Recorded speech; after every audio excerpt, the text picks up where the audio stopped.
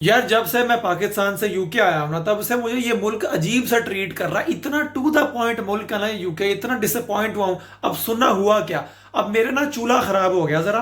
अब ये देखो ना, ये चूल्हा सॉरी ना गंदा हुआ है, तो इसको इग्नोर कर दो। मैंने जरा दाल बनाई थी तो वो जीरा शीरा गिरा हुआ है, तेल भी गिरा हुआ है। लेकिन बात ये है कि ना ये वाला जो नॉब है ना, आप ठीक है ये दबाते हैं आप ऐसे करके, ठीक है, और ये यहाँ से स्पार्क होता है और यहाँ पे चलती है आग, ठीक है। अब हुआ ये कि परसों ना मैंने ये देखा कि ना ये नॉब दबी हुई है खुद ही, और दब के वापस नहीं जा रही। तो ये टक टक टक टक हो ही जा रहा स्पार्क, ठीक है। हुआ ये कि मैं इधर कुकिंग कर रहा था, अंडे शंडे बना रहा था, और ये चीज वापस टक टक बांधी नहीं हो रही थी। अब हुआ ये कि इसकी वजह से ना पूरे किचन में शॉर्ट सर्किट हो गया। मैंने जाके वो फ्यूजों वाला डब्बा खोला, उसमें से ना एक फ्यूज ऑफ हो गया था, क्योंकि इसकी वजह से ये मशीन भी नहीं चल रही थी, फिर ये डिश वॉशर भी नहीं चल रहा था, ठीक है। और ये जो अवन है ना, ये जो बेकिंग अवन है, ये मैंने खबर 6 महीने से यूज़ ही नहीं किया, क्योंकि मैं बेकिंग करता नहीं हूँ। लेकिन मुझे था कि चलो ये कभी कोई आएगा तो उसे चेक करवा लूंगा। लेकिन मसला फिलहाल ये था कि इसका जो स्पार्क था ना, वो ऑटोमेटिक पे लग गया था। अब मैंने एजेंसी वालों को कॉल की कि यार आप लोगों ने ना कहा था कि अगर कोई मसला हो जाए ना मेंटेनेंस वगैरह का, तो आप लोगों ने हमें कॉल करनी। मैंने कॉल की, 1 घंटा मुझे उन्होंने होल्ड पे रखा, ठीक है। मैंने जॉब से 1 घंटा ब्रेक ली कि नहीं मेरे घर के सारी जो इलेक्ट्रिसिटी है ना किचन की, वो सारी खराब हो गई सिर्फ एक चूल्हे के खराब होने से। उन्होंने मेरा फोन नहीं उठाया, फिर मैंने उनको व्हाट्सएप पे मैसेज किया, मैंने उनको ईमेलें की जनाब, ठीक है। अब हुआ ये कि ये ना मेरे ख्याल से कोई 3-4 दिन पहले की बात है। अब हुआ ये कि ना 2 दिन बाद उनका मुझे रिप्लाई आया, और तब से मैं ना गुजारा कर रहा था सिर्फ चूल्हे पे जुगाड़ लगा के, बाहर से खाना खा रहा था, घर आके सिर्फ सो रहा था कि जी इलेक्ट्रिसिटी नहीं है किचन में। 2 दिन बाद उनकी मुझे कॉल है कि हाँ अभी हमने ना इलेक्ट्रिशियन अरेंज कर लिया, हमने आपका मैसेज देखा। मैंने कहा बहुत मेहरबानी आपकी सर। उन्होंने मुझे बंदा भेजा, वो बंदा आया, बंदे ने आके ना देखा है कि ना ये आपका अच्छा ये मसला हुआ है। उसने अपना कोई औजार शुजार निकाले हैं। उसने मुझे कहा सर आप ना यहाँ कुकिंग कर रहे होते हैं ना, तो को घी शी वगैरह ना गिरती है, वो ग्रीजी लिक्विड जहाँ गिरते हैं तो वो ना इसके अंदर स्टक हो जाते हैं। उसको उसने ना इसको ऊपर उठाया, और इसके अंदर जो भी ग्रीस वगैरह जमी हुई थी ना इसकी नॉब के अंदर, उसको सारा ख़त्म किया किसी स्प्रे से, और वापस लगाया। तो कहता कि ना अब ये ना फ्लेक्सिबल हो गया, अब ये नीचे जाएगा तो ये ऊपर भी आ जाएगा और ये स्पार्क नहीं करेगा। मैंने कहा बहुत शुक्रिया, उसने मेरा मसला हल कर दिया। अब जाते जाते ना अभी उसने 2 मिनट का काम किया था, ठीक है। मैंने कहा चलो अच्छी बात है, अब आए हुए हो तो मुझे जरा ये बताओ कि ये ना बेकिंग अवन है, ठीक है, इसको मैंने कभी यूज नहीं किया, तो जरा मुझे चेक करके बता दो क्या कि इसमें करंट आ रहा है कि नहीं आ रहा। मैं अभी कोई नॉब हिला दूं, मैंने कभी यूज नहीं किया।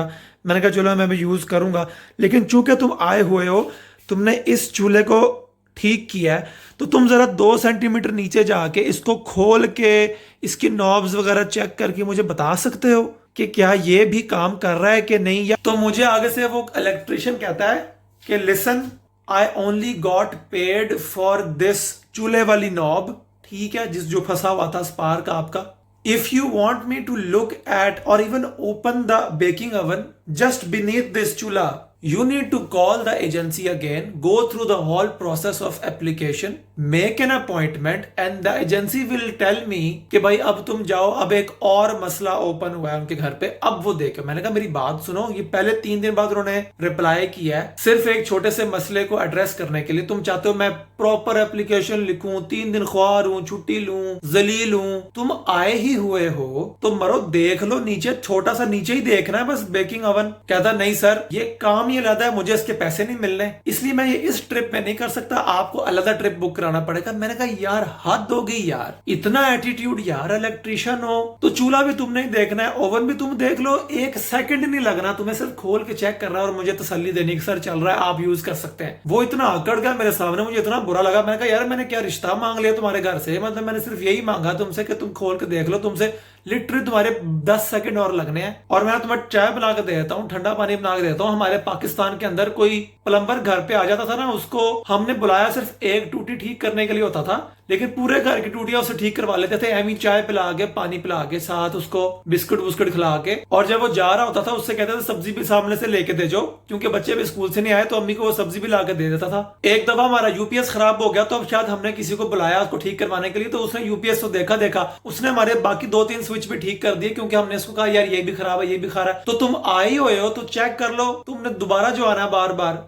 एक ही टूर में बाकी सारे काम भी हल कर दो, एक ही कंप्लेन में सारा कुछ ठीक हो जाएगा। हमारे पाकिस्तान में तो हमने कोई काम वाली रखनी होती थी ना, वो रखते तो सिर्फ कपड़े धोने के लिए थे, लेकिन उससे हम खाने भी बनवाते थे, उससे फर्श भी धुलवाते थे, उससे जाले भी साफ करवाते थे, उससे गाड़ी भी धुलवा लेते थे। मतलब जहां जहां उसको हम एक्सप्लॉइट कर सकते थे हम उसको कर लेते थे। ये वखरा यूके का इलेक्ट्रिशियन है जो एक्सप्लॉइट अपने आप को होने नहीं दे रहा मेरे हाथों। मतलब क्यों भाई? हमने तो पाकिस्तान में एक ड्राइवर रखा था, वो सिर्फ गाड़ी नहीं चलाता था, पिक एंड ड्रॉप नहीं करता था, वो सब्जी भी लेके आता था, वो अगर काम वाली ना आई हो तो उससे हम कपड़े भी धुलवा लेते थे, खाना शाना उसको पकाना होता तो किचन में भी काम करवा लेते थे उससे, जाले शूले भी साफ करवा लेने, किसी और जानने वाले को पिक एंड ड्रॉप करवानी हो तो उसको भी करवा लेते थे अपने ड्राइवर से उसी तनख्वाह के अंदर। मतलब मुलाजमों को एक्सप्लॉइट करने का एक कल्चर होता था यार, सब मिलजुल के रहते थे, एम ही हर एक दूसरे का काम करी जाता था बगैर किसी इंसेंटिव के, बगैर किसी आकड़ के। और जो अमीर होता था वो गरीब बंदे से हर किस्म के काम जितने मर्जी दफा करवा ले और एक्स्ट्रा पैसे भी नहीं देने पड़ते थे। ये यूके में ना, इस मुल्क में इनको कीड़ा है कि इनका हर बंदा अपने काम के ऊपर ध्यान देता, किसी और के काम के अंदर ना टांग नहीं अड़ाता, और वही काम करते हैं जिसके उनको पैसे मिले और उतना ही काम करते हैं जितने उनको पैसे मिले। हमारे तो होता है ना, लोग डॉक्टरों को कहते हैं आप मसीहाई कर रहे हैं तो आप पैसे किस बात के ले रहे हैं, आप तो जाने बचा रहे हैं, तो आपने अगर फीस मांग ली अपनी कंसल्टेशन की तो आप वैसे एक मुजरिम है,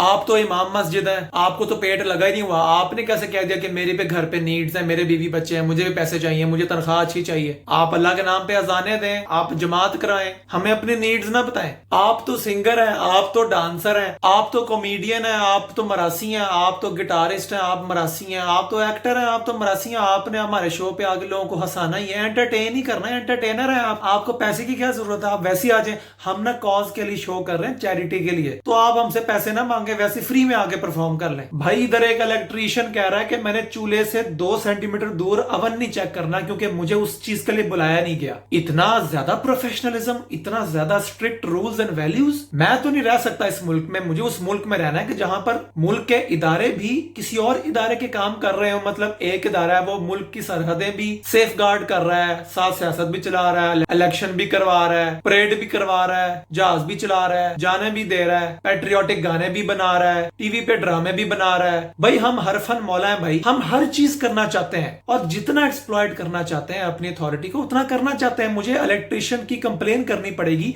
कि उसने मुझे अपने आप को एक्सप्लॉइट नहीं करने दिया। उस दिन मैंने खाना ऑर्डर किया तो उबर वाला आया, उस सिर्फ 3 मिनट ज्यादा वेट उसको करना पड़ गया, वो वापस ले गया खाना। मुझे इतना बुरा लगा यार, मैंने कहा हम पाकिस्तान में 20-20 मिनट लोगों को गर्मी में सड़ते हुए वेट करने के लिए मजबूर कर देते थे, आगे से वो चूं चरा नहीं करते थे। हमने पैसे दिए भी, बंदा खरीद लिया हमने, उसकी सर्विस थोड़ी खरीदी है। इधर कहते नहीं जी आपने पैसे दिए तो आपने हमें खरीद नहीं लिया, हमने सिर्फ सर्विस लिया हमसे। अजीब मुल्क है, मैं नहीं इधर रह सकता, इसलिए आपको यही बताना था कि इधर आके ना अफसरी वाला निजाम सारा खत्म हो जाता है। किसी भी प्रोफेशन का बंदा ना आपको उतनी ही आकर दिखाता है जितना आप अपने मुल्क में किसी फौजी अफसर को या CSP अफसर को एटीट्यूड जाहिर करते हुए देखते हैं ना। यहाँ पे सारे ऐसे हैं भाई, एवी खाम खाई कूट कूट के सेल्फ रिस्पेक्ट भरी हुई है सबके अंदर। इसलिए अगर इधर आओ तो इस माइंडसेट को एक्सेप्ट करके आना कि एक्सप्लॉइट नहीं कर सकोगे किसी और प्रोफेशनल को, चाहे वो तुम्हें जितना मर्जी छोटा लगे अपने स्टेचर के अंदर। And you will have to take a no for a no from anyone and accept it. Protest नहीं कर सकते उसके खिलाफ, वरना इधर ना आना यार।